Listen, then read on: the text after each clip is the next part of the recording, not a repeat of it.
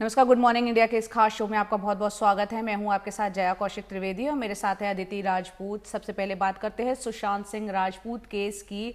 इस मामले में उनकी करीबी दोस्त और सुशांत की मौत के केस में जो आरोपी बनाई गई हैं रिया चक्रवर्ती, उन्होंने एनडीटीवी की एडिटोरियल डायरेक्टर सोनिया सिंह से खास बातचीत की और अपने ऊपर लगाए गए तमाम आरोपों और उनके ऊपर उठाए गए सवालों के जवाब दिए। रिया ने कहा कि उनसे और उनके परिवार के साथ जो है आतंकियों से भी बुरा बर्ताव किया जा रहा है। इस मामले पर हम लगातार देख रहे हैं कि सभी के पक्ष जो है वो सुनने को मिल रहे हैं, लेकिन रिया चक्रवर्ती अब तक चुप थी। उन्होंने ट्विटर पर या सोशल मीडिया के जरिए कहीं ना कहीं अपनी कुछ बातें रखने की कोशिश की थी, जिसमें सीबीआई जांच की मांग भी शामिल थी, लेकिन अब अपने ऊपर लग रहे तमाम आरोपों का उन्होंने खुलकर जवाब दिया है। सुशांत सिंह राजपूत केस में आरोपों से घिरी उनकी दोस्त रिया चक्रवर्ती ने मीडिया के सामने आकर अपनी बात रखी और उन्होंने एनडीटीवी से बात करते हुए इस मामले से जुड़े तथ्य सामने रखे हैं। सुशांत के पिता ने जो आरोप उन पर लगाए हैं उनके बारे में रिया क्या कुछ कह रही है वो आपको सुनवाते हैं। Sushant Singh Rajput's father today said you murdered his son. Your reaction to that? I mean, it's extremely hurtful that someone who's going through a loss this big, as am I, does not understand what this could be doing to me. I loved his son.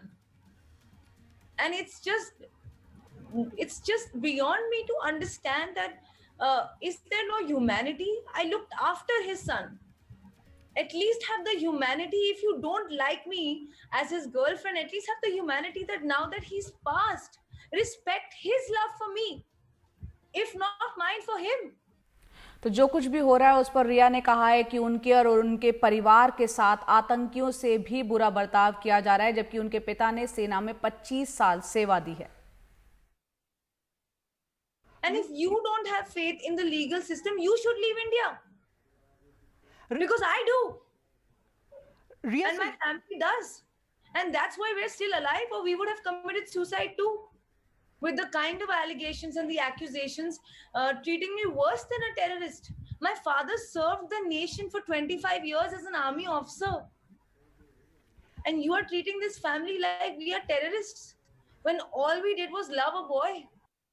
पूरे interview में रिया आत्मविश्वास से भरपूर दिखाई दी। उन्होंने ये भी कहा कि मैंने कुछ गलत नहीं किया है और मुझे नहीं लगता कि मेरी गिरफ्तारी होगी।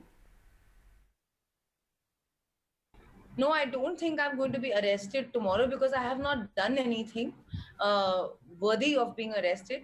But I feel the need to speak because my mother is now on the verge of a mental breakdown completely. She might have to be moved to the hospital.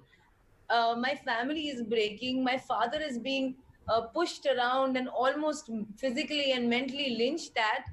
I have to do this for them. What about my family? What about what we are going through? और जिस दिन सुशांत की मौत हुई यानी 14 जून, उस दिन का जिक्र करते हुए रिया ने बताया कि जब उन्हें ये खबर मिली तो वो पूरी तरह से टूट गई थी।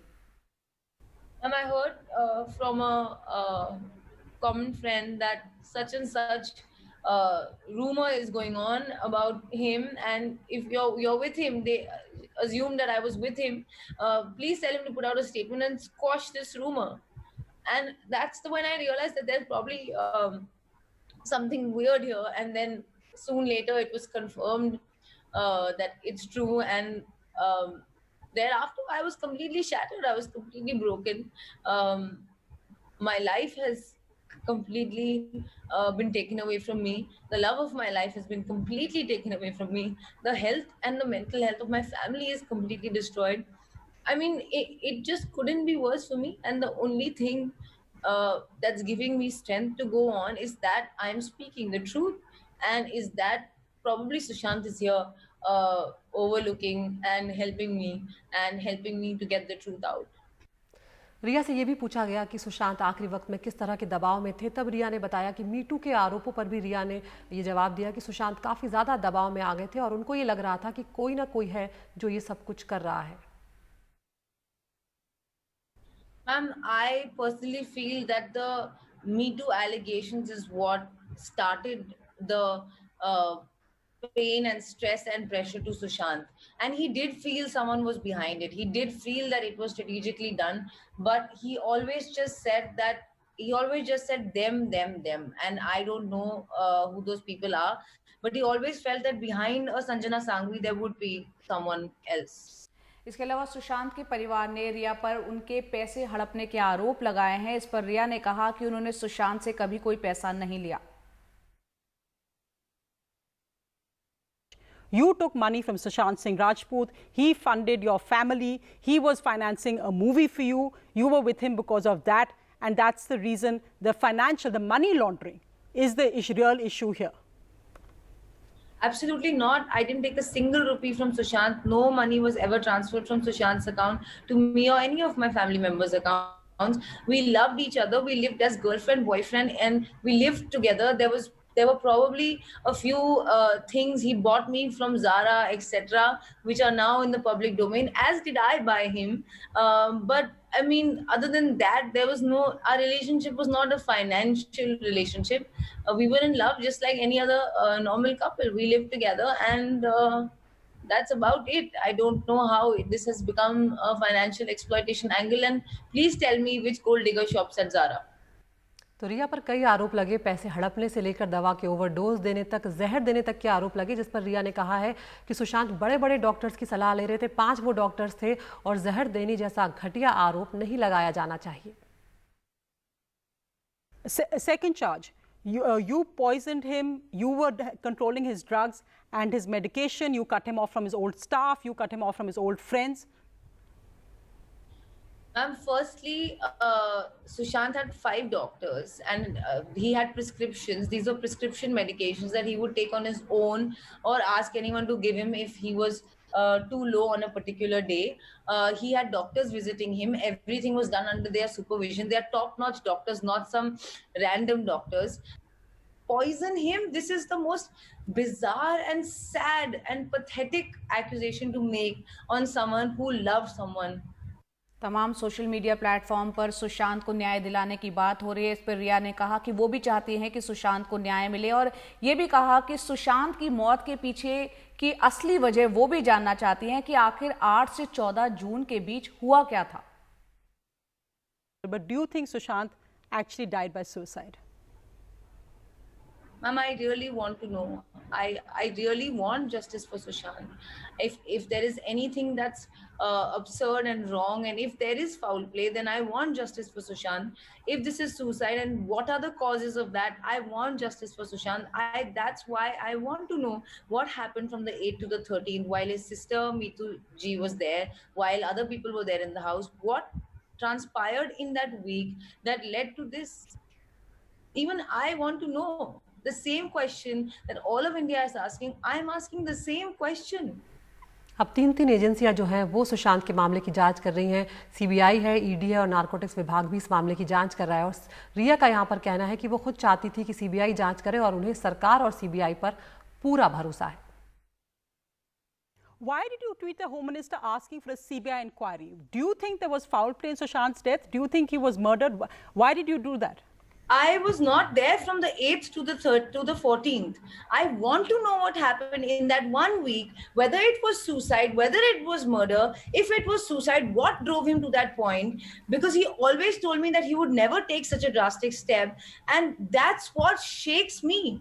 And that's why I want India's apex institution, which is CBI, to come and investigate this. And I asked for CBI inquiry before the Bihar FIR. Long before the Bihar FIR. I don't know how people have turned this around and made this that I don't want CBI. I have faith in CBI. I have faith in the government. And that is why I am still alive.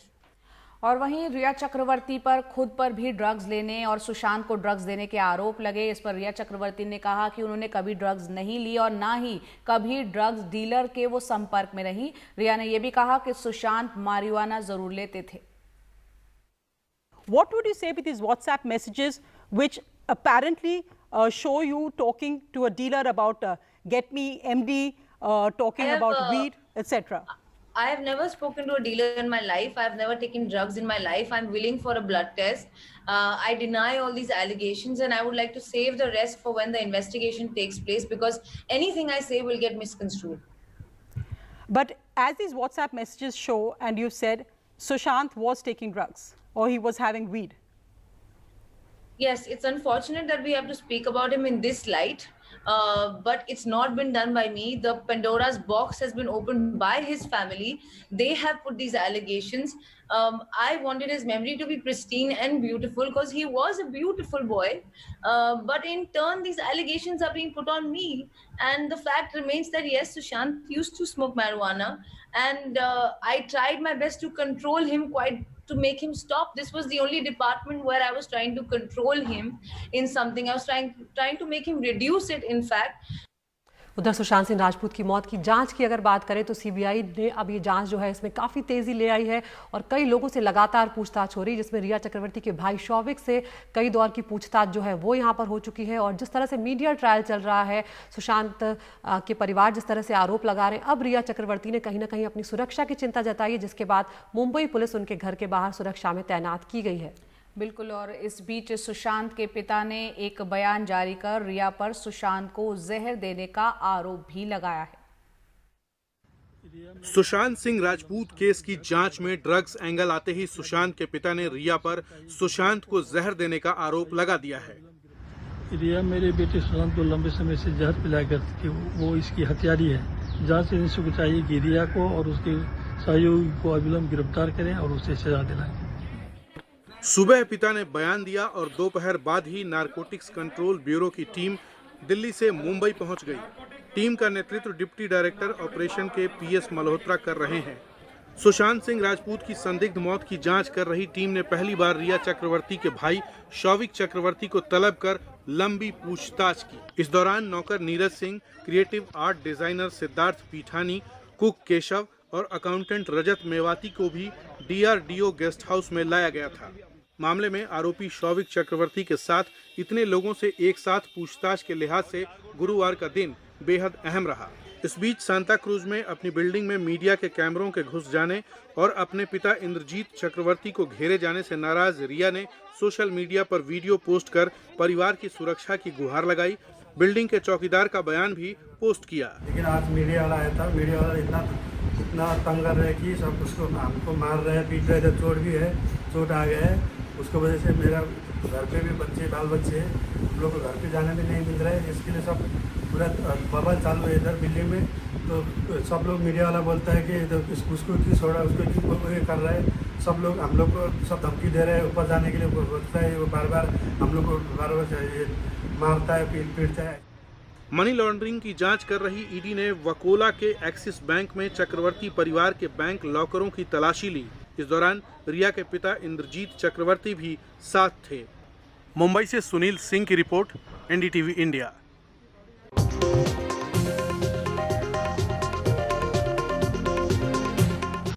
और अब वक्त है top news का। NDTV India आप YouTube पर भी देख सकते हैं और यूट्यूब पर जाकर आप इस पोल में शामिल हो सकते हैं और चुन सकते हैं अपनी पसंद की खबर।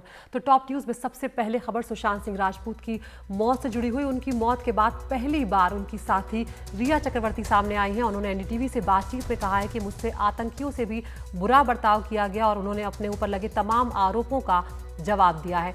दूसरी खबर है यहाँ पर गुलाम नबी आज़ाद। कांग्रेस में जो चिट्ठी बम फूटा था उसकी जो आंच है वो अभी भी बनी हुई है और अब गुलाम नबी आज़ाद ने एक बार फिर तल्ख तेवर दिखाते हुए कहा है कि हमारी बात सुने तभी प्रधानमंत्री बन पाएंगे राहुल गांधी। उधर कोरोना संकट को लेकर वित्त मंत्री ने कहा है कि ये ईश्वर का दिया हुआ संकट है जिसको लेकर काफी अब सुर्खियां पैदा हो रही है। उधर पुलवामा जो हमला हुआ था उसको लेकर लगातार एक के बाद एक NIA की जो रिपोर्ट है उसमें कई सारे जो राज हैं वो खुलते जा रहे हैं और एक बात का खुलासा हुआ है कि पाकिस्तान से आए थे 5,70,000 रुपए, यानी कि पाकिस्तान पैसा दे रहा था। और पांचवी खबर है यहाँ पर शिक्षा मंत्री ने नीट और JEE की परीक्षा को लेकर जो लगातार विवाद बना हुआ है उसको लेकर कहा है कि छात्रों का साल बर्बाद नहीं होने दे सकते। तो आप कौन सी खबर देखना चाहते हैं, आप जाकर उस खबर को चुन सकते हैं। हमारी कोशिश रहेगी उसके हर पहलू से आपको रूबरू कराएं।